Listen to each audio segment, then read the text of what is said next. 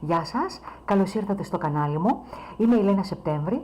Σήμερα θα μιλήσουμε για τις Fountain Pens. Οι Fountain Pens είναι μια ολόκληρη κατηγορία από μόνη της και υπάρχουν άνθρωποι που τις λατρεύουν και εγώ επίσης.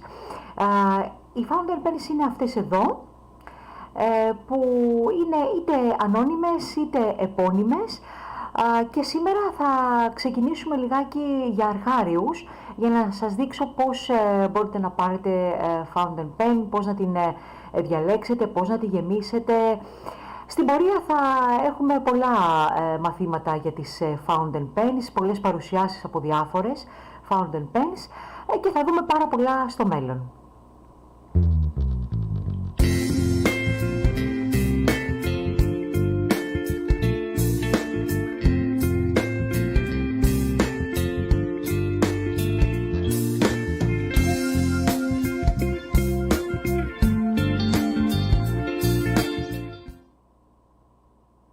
Να σας υπενθυμίσω να κάνετε εγγραφή στο κανάλι μου. 2 φορές την εβδομάδα υπάρχουν στάνταρ βίντεο Τρίτη και Παρασκευή και κάποια έκτακτα ενδιάμεσα που σας παρουσιάζω διάφορα κυρίως artistic θέματα. Λοιπόν, σήμερα για τις Fountain Pens. Εδώ έχω μία Fountain Pen, έτσι λέγονται. Στα ελληνικά δεν υπάρχει όρος πώς ακριβώς θα την πείτε τη Fountain Pen, την ξέρουν όλοι έτσι. Θα την έλεγα πένα εμπορίου, αλλά και πάλι αυτός ο ορισμός νομίζω ότι σας αδικεί λιγάκι.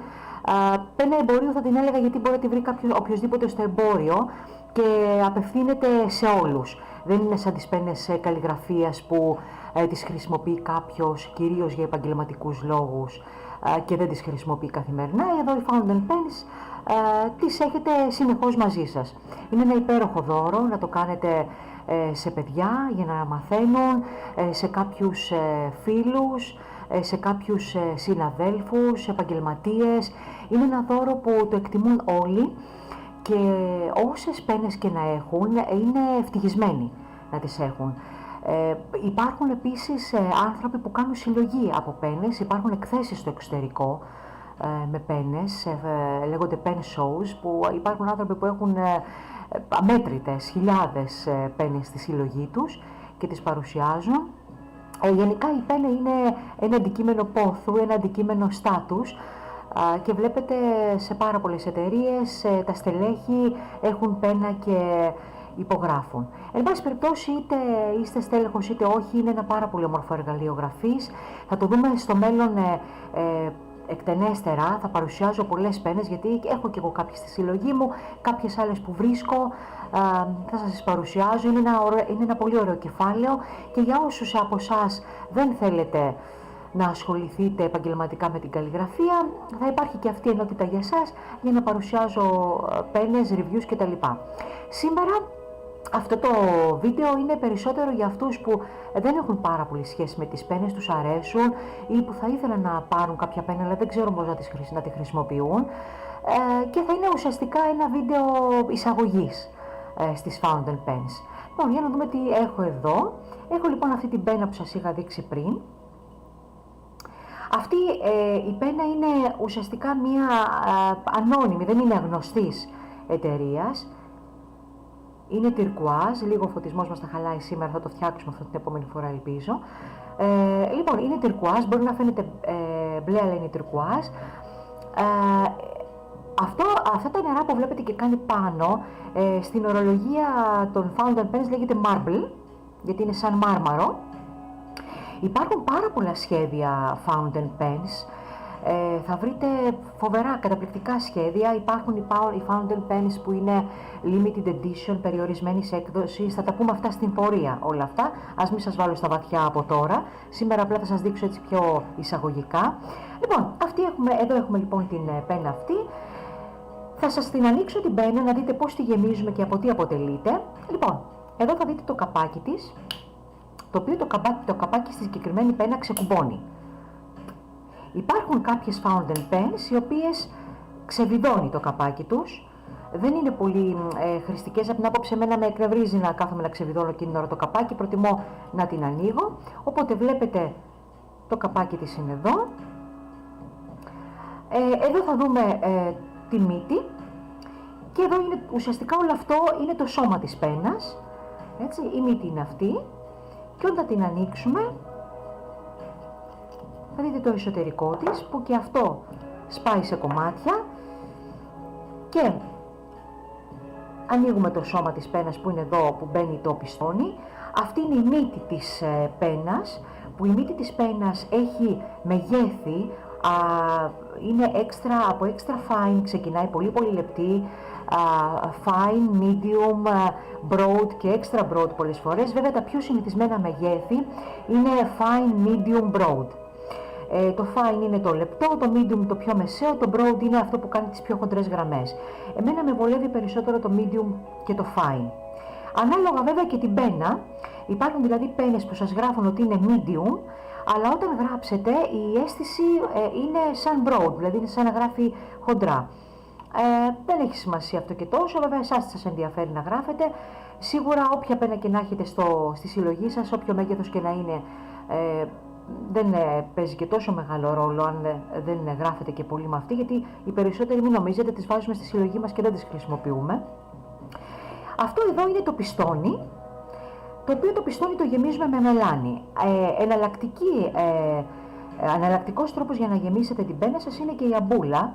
Αυτοί οι δύο είναι οι πιο συνηθισμένοι τρόποι. Υπάρχουν και κάποιοι άλλοι τρόποι που γεμίζουμε τις fountain pens, θα τις δείξουμε στην πορεία. Άλλοι είναι από πίσω, γυρίζεται το σώμα της πένας, είναι σαν να βιδώνει, οπότε γεμίζει έτσι. Δεν είναι τόσο συνηθισμένο και οι εταιρείες οι ίδιες το αποφεύγουν αυτό. Αυτά είναι τα πιο συνηθισμένοι τρόποι που γεμίζετε τις πένες σας.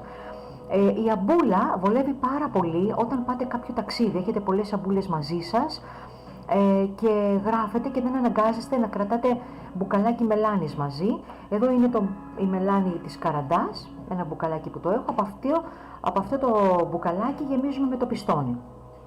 Οπότε κάποιοι που δεν θέλουν μαζί τους σε ταξίδι να κρατάνε μπουκαλάκια, έχουν μερικές αμπούλες και τις βάζουν εδώ, τις προσαρμόζουν μέσα και έτσι έχουν κάμποσα μαζί τους και γράφουν και δεν έχουν το μπουκαλάκι. Ωραία λύση αυτή επίσης είναι και στα αεροπλάνα η αμπούλα.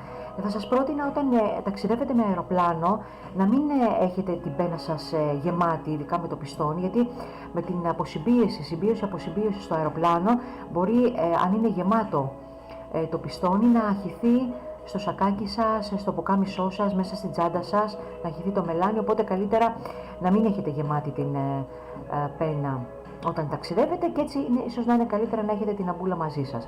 Αν όμως έχετε την πένα σας συνεχώς στο γραφείο σας ή πάτε στη δουλειά σας και την έχετε μέσα στην τσάντα σας, περιφέρεστε δηλαδή στην πόλη, θα σας έλεγα να χρησιμοποιήσετε καλύτερα το πιστόνι. Λοιπόν, να σας δείξω τώρα πώς γεμίζει. Όταν γεμίζετε την πένα σας, να έχετε πάντα και χαρτάκι μαζί σας, γιατί συνήθως γίνεστε χάλια. Λοιπόν, όπως βλέπετε εδώ, το πιστόνι το γυρνάτε και σηκώνετε ψηλά. Σας το δείχνω λιγάκι πιο κοντά και το εσωτερικό του σηκώνετε ψηλά. Όσο το σηκώνετε, τόσο ρουφάει μέσα το μελάνι από το μπουκαλάκι. Βλέπετε, εδώ σε αυτή τη θέση, κάτω χαμηλά, πρέπει να είναι όταν θα πρέπει να γεμίσετε την πένα σας, το πιστόνι αυτό. Και βουτώντας το μέσα στο μπουκαλάκι, τραβώντας το προς τα πίσω, γεμίζει, έτσι. Οπότε θα το γεμίσουμε τώρα, το βουτάμε μέσα έτσι ώστε αυτό να μπει μέσα στο μελάνι για να μπορεί να το απορροφήσει και αρχίζουμε και γυρνάμε μέχρι που να σταματήσει, να μην γυρίζει άλλο, οπότε ξέρουμε ότι έχει γεμίσει. Λοιπόν, και όπως βλέπετε τώρα γέμισε. Έτσι. Τι σκουπίζουμε, το πιστόνι και το προσαρμόζουμε στην πένα, το σπρώχνουμε για να πάρει σωστή θέση και να μην κουνάει, μόνο τότε θα ξέρετε ότι έχει μπει σωστά στη θέση του. Λοιπόν, αν είναι η πρώτη φορά που γεμίζετε την πένα σας, υπάρχει ένα μεγάλο διάστημα από εδώ που ακουμπάει περίπου το πιστόνι μέχρι εδώ που πρέπει να φτάσει το μελάνι, που θα αργήσει πολύ να σας κατέβει. Οπότε έχετε δύο λύσεις: ή να κλείσετε την πένα και να τη βάλετε, αν την κλείσετε έτσι, και να τη βάλετε κάπου όρθια για να κατέβει πιο γρήγορα, Εγώ δεν έχω αυτή την υπομονή, γιατί συνήθως όταν το γεμίζω θέλω κατευθείαν να ξεκινήσω να γράφω, οπότε εγώ κάνω το άλλο κόλπο, γυρίζω αντίστροφα το πιστόνι, με αποτέλεσμα να σπρώχνω τη μελάνη και να την κατεβάζω πιο γρήγορα σε αυτό το σημείο για να γράψω. Κοιτάξτε πόσο άδειασε, βλέπετε έχει κατέβει αρκετά κάτω. Και κάνω δοκιμή να δω, ωραία, και κατέβηκε. Όσο βλέπετε και δεν κατεβαίνει, δεν γράφει, σημαίνει ότι δεν έχει κατέβει το μελάνι, οπότε θα τη σπρώξετε ακόμα λίγο για να κατέβει πιο πολύ και να γράψετε αμέσως. Τώρα, αν εσείς αυτή τη στιγμή την πένα σας δεν θέλετε να έχει αυτό το κενό για να σας τελειώσει πιο γρήγορα το μελάνι, αμέσως το βγάζετε και ξαναγεμίζετε για να είναι πάλι γεμάτη μέχρι πάνω και να έχετε αρκετό μελάνι. Το πόσο θα σας κρατήσει το μελάνι μέσα εδώ εξαρτάται από το πόσο πολύ γράφετε.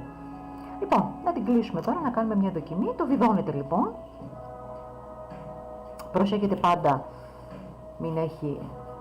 να τη σκουπίσετε καλά, γιατί συνήθως υπάρχουν ατυχήματα, και βέβαια κλείνετε το μελάνι και το βάζετε μακριά σας, γιατί μου έχουν συμβεί άπειρα ατυχήματα έτσι.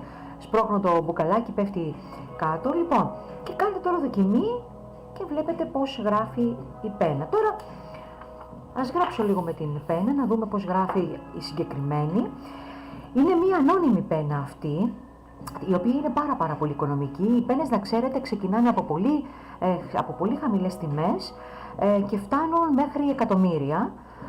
Οπότε, ανάλογα τώρα το δικό σας το πορτοφόλι, μπορείτε να πάρετε μια οποιαδήποτε πένα σας αρέσει. Πάντως, να ξέρετε ότι ακόμα και η οικονομική πένα να πάρετε είναι όλες πάρα πολύ όμορφες.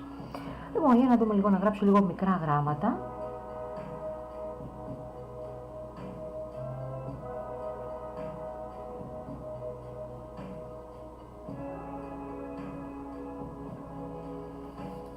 Έτσι, το βλέπετε λίγο πιο κοντά, είναι το μελάνι τυρκουάζ και αυτό, ίσως να μην φαίνεται καλά.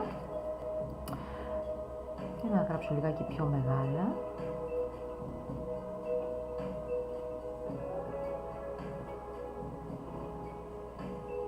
Συνήθως μικρά γράμματα κάνουμε βέβαια όταν γράφουμε, αλλά όταν θέλετε να βάλετε μία υπογραφή, γράφετε λίγο μεγαλύτερα τα γράμματα, ανάλογος πόσο χώρο έχετε, και συνήθως για υπογραφές βέβαια τις έχουν τις πένες. Για να γράψω λιγάκι και προς το καλλιγραφικό. Και με τις πένες μπορείτε να γράψετε πολύ όμορφη καλλιγραφία, βέβαια δεν κάνει τις διακυμάνσεις και τις αυξομοιώσεις στο πάχος των γραμμάτων. Παρ' όλα αυτά όμως, από τη στιγμή που ξέρετε καλλιγραφικά γράμματα, μπορείτε να γράψετε υπέροχα και με μία πένα.